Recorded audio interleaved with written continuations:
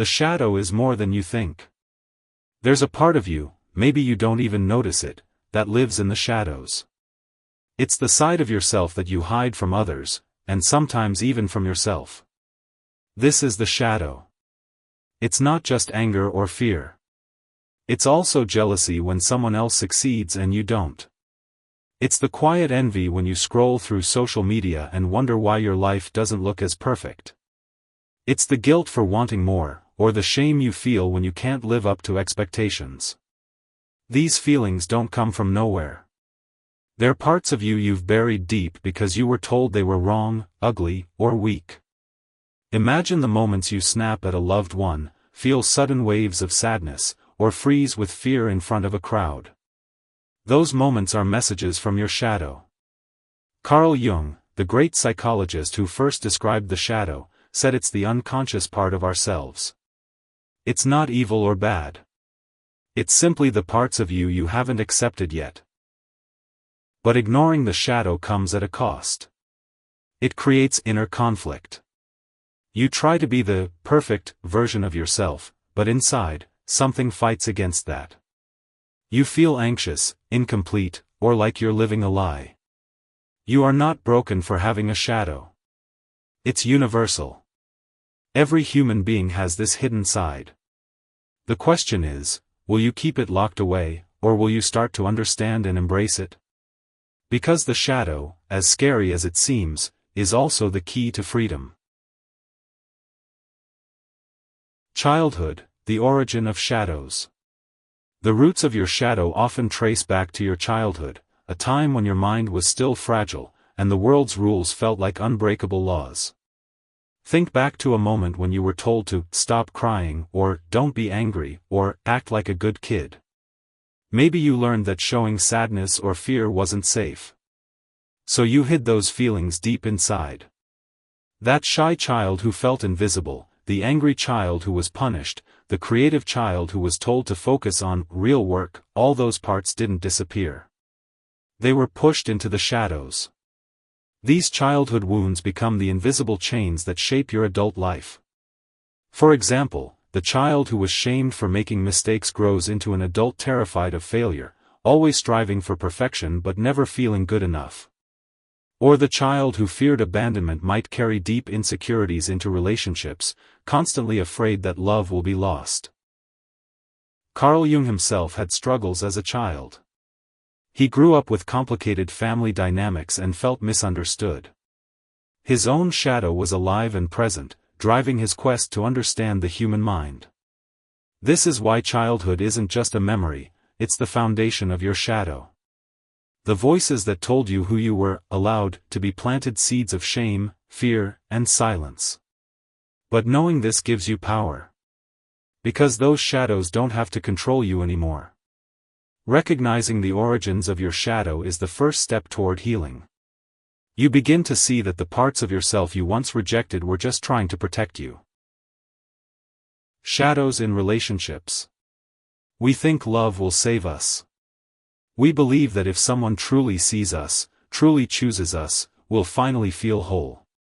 But relationships often expose the very parts of ourselves we've spent a lifetime hiding. Because the shadow shows up when we get close to someone. It's the jealousy that flares up when your partner smiles at someone else. It's the fear of being left behind, even when everything seems fine. It's the need to control, the emotional withdrawal, the resentment that builds over time. We say it's them, but it's often the buried parts of us. Maybe you grew up in a home where love was conditional. Where silence was safer than honesty. Where being vulnerable meant getting hurt. So now, even as an adult, you struggle to open up. You sabotage intimacy. You run when it gets real. You want love, but part of you is terrified of it. These are relationship shadows, deep, unconscious wounds we carry into every connection. Carl Jung wrote that we don't meet people by accident. We are drawn to those who mirror parts of our unconscious selves. You might fall in love with someone because they carry a part of your shadow, the confidence you've buried, the boldness you've denied, or even the chaos you secretly fear. And when they hurt you, or leave, it feels like betrayal. But often, it's your own unhealed parts being touched. Soren Kierkegaard, the philosopher of paradox, struggled with love his entire life. He broke off his engagement because he felt too broken to love fully. He believed that despair was the consequence of denying who we really are. In the same way, denying our shadows in love leads to heartbreak that repeats in patterns, until we stop and look inward. Because love cannot save you from your shadow. But facing your shadow can save your love. Only when you know your fears, wounds, and buried needs can you build a relationship rooted in truth. Not perfection. But presence. Shadows in work and money. Success. Productivity. Hustle. Words we hear every day, on social media, from mentors, from ourselves. But beneath the grind, beneath the ambition, there's often a quiet shadow, whispering, "You're not good enough." Work brings out hidden fears. The fear of being exposed as a fraud. The fear of not being chosen. The fear that no matter how much you achieve, it will never be enough. Maybe you show up every day wearing a mask. You smile in meetings, nod in agreement, follow orders. But inside, you feel hollow. Exhausted. Trapped. You can't rest, because if you stop moving, the anxiety catches up. This is the shadow at work. It's not laziness or weakness. It's the voice of the child who never felt praised unless they performed. The teenager who was told dreams are dangerous and stability is everything. You grew up thinking your worth was tied to productivity. So now, even in your success, you feel like you're failing. And then there's money. We're told money is freedom. But for many, it's a source of shame. You feel guilty for wanting more, or ashamed that you have so little. You compare yourself to others, believing you're behind. You hide debt, overspend to feel worthy, or sabotage opportunities because deep down, part of you believes you don't deserve abundance. These are money shadows, beliefs passed down from generations, shaped by struggle, scarcity, or even privilege. Friedrich Nietzsche, known for his boldness, lived most of his life in poverty. He was rejected by academia, misunderstood by his peers. Yet he never stopped writing, because his power didn't come from society's validation. It came from embracing his own chaos. What if success isn't found in avoiding the shadow, but in walking through it? What if burnout isn't a weakness, but a sign your soul is tired of pretending? The truth is, you don't have to prove your worth. You already have it. But to feel that, to truly live from it, you have to meet the parts of yourself you've buried beneath ambition. Because the most powerful work you will ever do, is the work of coming home to yourself. Anxiety, social isolation, and fear of being seen. You walk into a room and suddenly feel like you don't belong. Your heart races. Your mind starts inventing stories. What if they think I'm weird? What if I say the wrong thing? What if I'm just not enough? This is anxiety. But not just anxiety. This is your shadow, screaming from beneath the surface. The fear of being seen isn't about visibility. It's about exposure. Being seen means being vulnerable. And if you've learned that vulnerability brings pain, you'll avoid it at any cost. So you shrink. You stay quiet in groups. You downplay your accomplishments. You laugh when you want to cry. You become invisible, not because you want to be, but because being invisible feels safer. These shadows form early.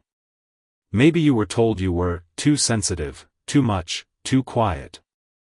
Maybe you were mocked for speaking your truth, or punished for asking questions. So you stopped. You built walls. You created a version of yourself that would be accepted. But now, you feel alone. Not because no one is around you, but because no one really knows you. The price of hiding is isolation. We think being unseen protects us. But in the long run, it starves the soul. And when the silence grows too loud, the anxiety becomes unbearable. Simone de Beauvoir, one of the greatest existential thinkers, wrote about freedom not as escape from fear, but as the courage to stand in it. To face the absurdity, the loneliness, the vulnerability, and still choose to show up. What if your fear of being seen is really a fear of being rejected as you truly are? And what if you could face that fear, and find that you're still lovable? Because your shadow isn't just darkness. It holds your light, too. Your voice. Your power. Your truth. You don't have to be loud to be seen. You just have to be real. And the moment you step into the world without your mask, even trembling, is the moment healing begins. The ego's war with the shadow. There's a part of you that always wants to look composed. In control. Strong. Unbothered. That's the ego. It's the version of you the world gets to see. The ego wants to win. It wants to be admired. Respected. Loved. It's not evil, it's just protective. It builds walls around the soul to keep it from being hurt again. But here's the problem. The ego doesn't want to deal with the shadow. It hates the mess. The flaws. The doubts. The contradictions. So it creates a version of you that looks perfect on the outside, while the inside crumbles quietly. You become two people. The one you perform as, and the one you actually are. And every time the shadow rises, through anger, sadness, jealousy, fear, the ego pushes it back down. That's not me, it says. I'm better than that. But the shadow doesn't disappear. It waits. And eventually, it erupts, in breakdowns, burnout, explosive arguments, addictions, or moments of collapse. The war between ego and shadow is a war for your soul. And it cannot be won through denial. The Buddha taught that suffering begins when we resist what is. And healing begins when we accept what is, without judgment. To make peace with your shadow, your ego must surrender. Not in weakness, but in truth. Because admitting you're hurt doesn't make you weak. Admitting you're scared doesn't make you small. It makes you human.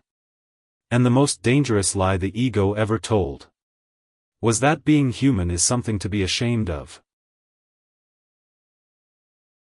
Integration. The goal is not to destroy the shadow. It's to integrate it. To bring light to what was once hidden. To reclaim the parts of you that were pushed away. Integration is not a single moment. It's a lifelong practice. It begins when you stop running. When you sit with discomfort, and ask it what it's trying to teach you. Maybe the anger you hide holds your voice. Maybe the jealousy you suppress reveals your forgotten desires. Maybe your sadness is simply the soul's way of asking to be felt again. Carl Jung once said, "One does not become enlightened by imagining figures of light, but by making the darkness conscious." You don't heal by pretending to be pure. You heal by becoming whole. This journey requires courage. To admit that you carry pain. To confront the beliefs that have shaped your life. To forgive yourself for the things you did to survive. It also requires compassion. For the version of you that was just trying to be loved. For the mistakes made in confusion. For the silence you kept because no one ever asked what you were holding inside. And slowly, moment by moment, the war between ego and shadow becomes a dialogue. You stop hiding from yourself. You begin listening. Not every part of the shadow is beautiful. But every part is human. And therefore, worthy of love. This is not self-help. This is self-return. The process of coming back to yourself, not the version shaped by fear or approval, but the raw, unfinished, powerful truth of who you are. Integration doesn't make life easier. It makes it real. And in a world of masks and noise, real is rare. So if you've made it this far, you're not weak. You're not broken. You're waking up. And somewhere deep inside, your shadow is no longer your enemy, but the doorway to everything you were always meant to become.